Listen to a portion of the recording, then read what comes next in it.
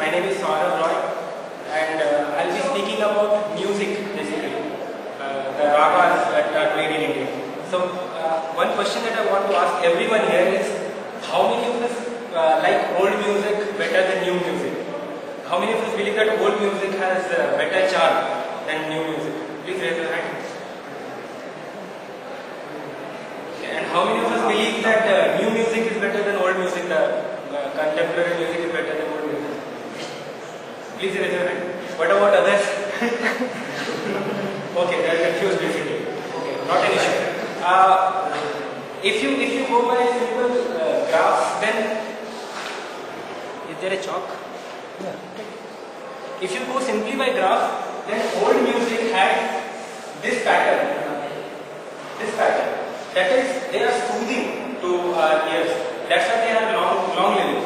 The new music has this pattern. They are loud at places and they are very soft at places. If you realize, if you listen to any old song versus any new song, you will find this as a very evident way of things that happen. So that's why you realize that new music are very short living. The new songs that we listen to them now, and next year some other songs takes over it. But the old music lives forever. That is the difference. So I will go behind the composition of old music. The old musics were composed on ragas. They took patterns from ragas and composed music. Why am I speaking about ragas? I'll be going to one topic called music therapy of diseases through music, through ragas. And this is being practiced by a very popular doctor called Dr. in Jabalpur. He handles a very famous website called IndiaFirst.com. That's how I came to know about him. So he's a very famous music therapist. He's a very famous violinist also. He's a world-class violinist, and he heals people through music. So how music can be used to heal people? I'll go to that. Okay. Raga. Okay. Music has its medical music, or let's say sound. All of us agree that sound is a form of energy. Do we? Sound is a form of energy, and sound and energy has some impact on matter. Energy can affect matter in some way or the other. We agree on that. So, and human form is also a composition of energy as well as matter, as we all know. So, sound has to have some effect on human body. So, can you tell me one place where sound actually has played evident role in medicine? In medicine, sound has played an evident role. Ultrasound. Exactly. Ultrasound. The technique of ultrasound is used in medical diagnosis. So if medical diagnosis can be performed through sound, why not healing? That's the question. So going back to the concept of ragas. Ragas are derived from the word ranj. It's a Sanskrit word ranjam, which means color of the mind. So and ragas basically have aroham and avroham, that is rise and fall. That is how ragas are made. And talk about the power of shabd. Shabd is the sound, is the cosmic flow of sound. It is different from its English counterpart, that is word. It's not exactly a word. It means even silence is a form of shabd. If you realize, it's the cosmic sound. So there is one cosmic sound that all the ragas are based on. So before we come to that, we'll perform a small exercise, if you don't mind. Okay.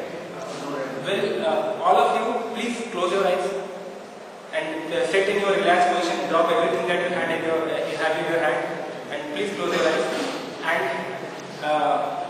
take a deep breath in and breathe out. Take another deep breath in, and when you breathe out, say ah.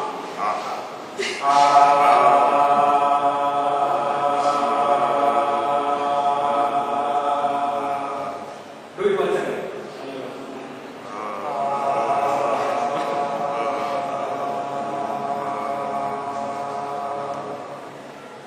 Take another deep breath in, and when you breathe out, say ooh.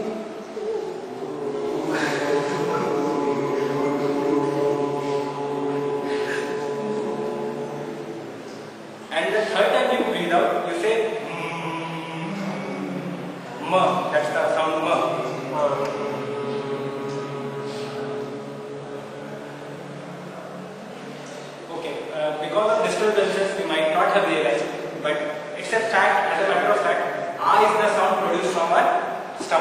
This is the area, abdomen area, where A sound is produced.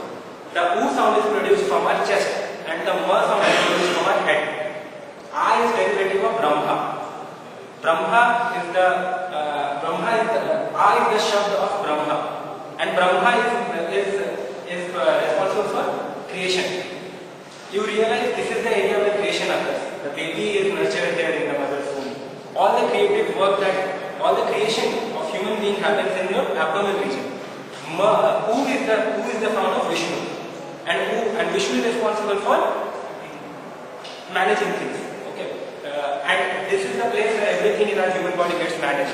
Your blood circulation, your liver, your heart, everything is here. So that's the sound of U. And Ma is the sound of Shiva. That's the place where destruction happens. And Ma sound is felt in your head. That is where all destruction happens. So A, U and Ma, when these three combine, what is the word we get? Anyone? Om. So Om is the word when chanted vibrates all parts of your body. That's the beauty of this word. And Om is not just relevant in Hinduism. It's there in all other religions. It's there in Christianity as Amen. It's there in Islam as Amin. It's there in Jews as Ahem. It's there in all religions, if you don't realize. So Om is the word that is the sound of silence. If you put a shell in your ear and the sound of silence, the air that plays inside, if you listen to it, that's the sound of silence. So Ragas, all the Ragas are derived from this word Om. Om, when divided into different, when elongated, and Aroham, all these things happen on the Ragas. On Om, Ragas are there. There are many Ragas and it is a framework that can be used to compose or improvise melodies, and these never get old because you can use Ragas. Ragas are not music; they are templates on which music can be performed. You can use Ragas, mix and match them, and create music. They are patterns. In software also we read about patterns. In architecture also we read about patterns. If you look at a city from the top view, you will see each city has a different pattern. So Om, when elongated into Ragas, are different patterns. And Ragas are based on 7 sur. 7 sur se Raga hota hai. The 7 suras are Sa, Re, Ga, Ma, Pa, Tha and Ni. All these 7 surs are directly related to each chakra of our body. There are 7 chakras in human body. So all the 7, each sur has a one-on-one correspondence with human body's chakras. And that is why they have the healing power. When these ragas perform in a particular way, bring our chakras into motion. And when our chakras come into motion, blood circulation comes in and out from that area. Okay. And because of this, what happens is the energy of that area improves and your body gives by its own healing power. And not an external healing power. Our body has our own healing power, right? That gets improvised when we listen to raga. That's how music therapy works. For example, it's a very common example that every one of us here might have listened to. That's the song Mungalu Malay that had healed a child. It was there in newspapers also. There was one small child admitted in Nimhan's hospital. She had gone through trauma because of an accident, and she was admitted in a hospital. A nurse passed who was playing this song Mungalu Malay on her mobile phone, and there was some reaction in her body. So they played that song again and again. They brought Ganesha superstar to meet this girl, and even this song was played again and again, and she healed. That's the beauty of music. One more example is when you know about Mussolini, right? Italian dictator. Mussolini, who was there with Hitler, fascism. Mussolini was going through immense insomnia problem because he had lost his night's sleep. But there was one Pandit called Pandit Omkarnath. He had visited Italy back then, and he was asked to perform some music therapy on him. And Mussolini slept well after.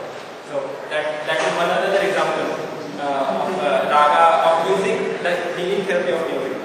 So if you realize, if in silence your throat, your mind and your heart, they perform music of their own right. So there are pranas. We all have studied, right, in Ayurveda. There are panch pranas. All these pranas are rejuvenated by music therapy.